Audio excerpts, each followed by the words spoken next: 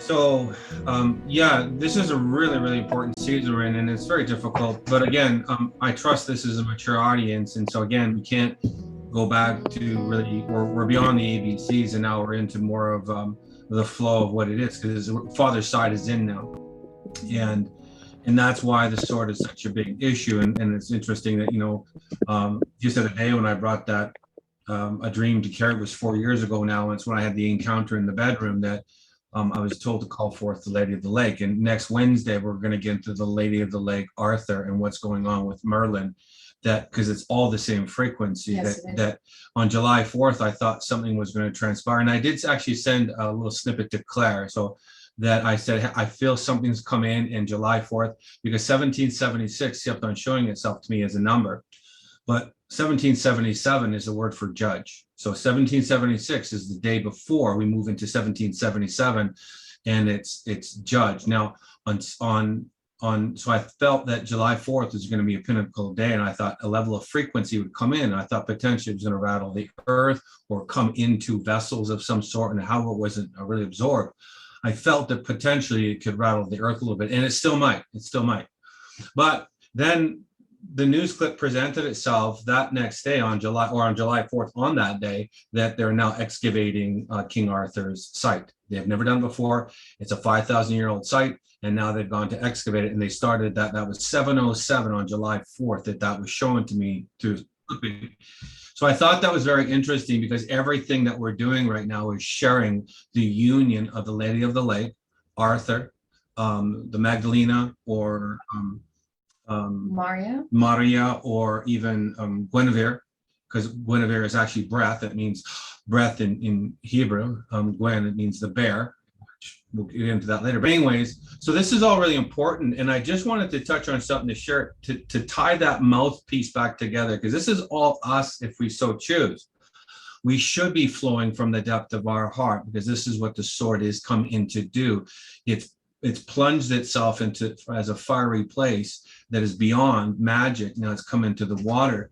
And I just wanted to share this little snippet right here before Carrie shares, because let me get out of the way. Oh, that pen is done. I guess it's going to be purple. Okay. So this language of trident is coming in.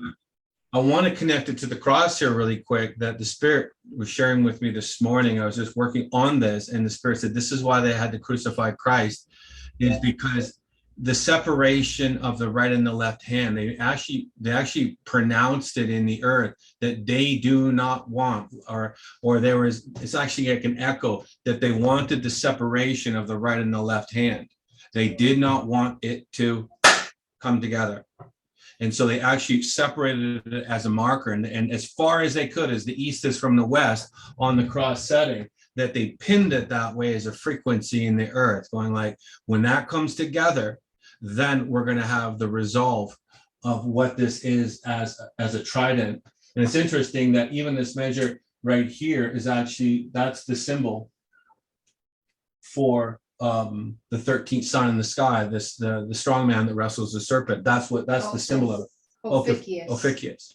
But or Ophiuchus. This right here is very important, going back to the mouth, because this is still the sheen in the earth. This is still the fire in the earth, that we have to know how to connect the right and the left hand.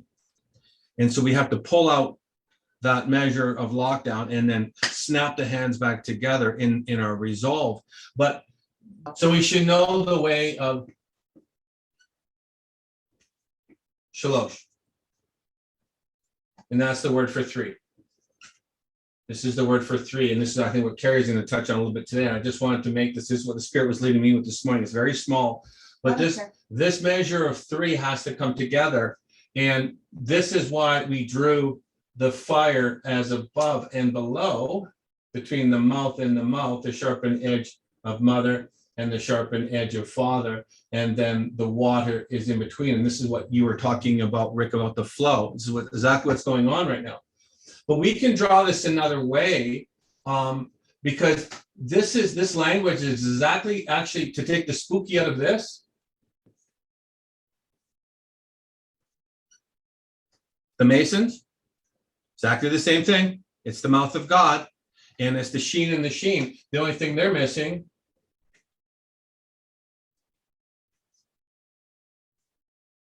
is what that is that. That's just Shemesh, that's sun. Sheen in the center, the mem, and then the sheen, and that's sheen, mem, sheen. And that goes back to the face of God or the face of the sun. So you guys know what that symbol, that hand symbol is, right? This was the Cohen blessing that they would put over the people when they would do the Aaronic blessing over people, and they would speak it like this. And so that dime in the middle is the mem. And then you have the two sheens. So this is Shemesh, so that the sun's light would illuminate you. And so only the initiated would know what this meant. Only the initiated. That's the face of King Tut or the golden standard or the sun. But and their mouth would would speak right in the through center. the center. Yeah. Living waters out of the center, and mem is water. And interesting enough, the mem symbol is all feminine. Yes. And It's all feminine. the sword, the Lady of the Lake, is the feminine side of Merlin. They're both the same. Merlin and the Lady of the Lake are the exact same. One is just the masculine, one's the feminine.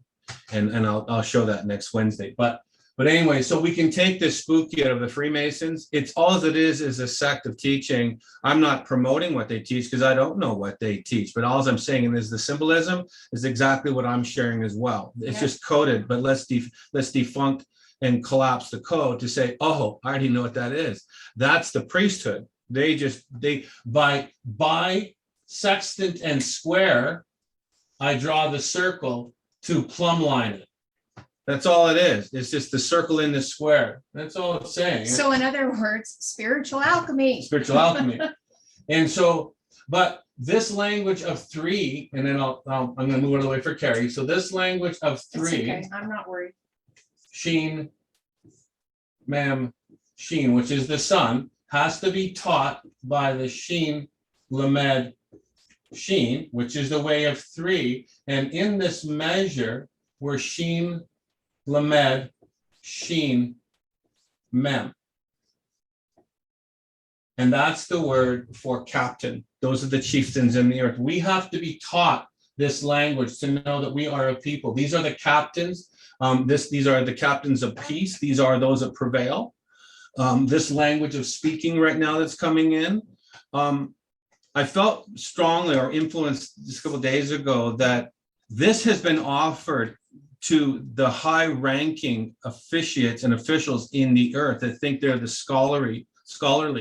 But because of really the lack of ability to comprehend what it is, it's now gone to the highways and the byways. This is what's been happening now. And it will find itself in the bushes, in the shrubs, and in the ditches, and it will pull out all of those who are wanting or have the desire to speak from the fiery well of within. This is where we are right now. And so I'm really excited for what the Spirit was showing me this morning, because this language is now given to anyone that has the desire to speak from the depth of this well. We just have to know how to be bold enough and secure enough to know the language of restoration, to heal ourselves, to be sound and true, to speak it as a result frequency. So this is a really big deal right now. That's the completed Menorah. Yeah. Is it? That just came to me. It's the completed Menorah. Yes, it'll be the completed Menorah. Absolutely. It's actually the language of 1-2-1. It's why we're called 1-2-1 the stand. When without even knowing why we named that, the Spirit just said that's what you're to name it. Now we realize it is. It's the Menorah coming back to one stand. But so anyways, I just wanted to share that language of what this is fire and water, because the sword has to go in. It has to plunge itself from the water. And there's a reason, maybe next Wednesday we'll get to it, but this is the language of the moose. We have to know how to grab the lamed, and the wizard would know this.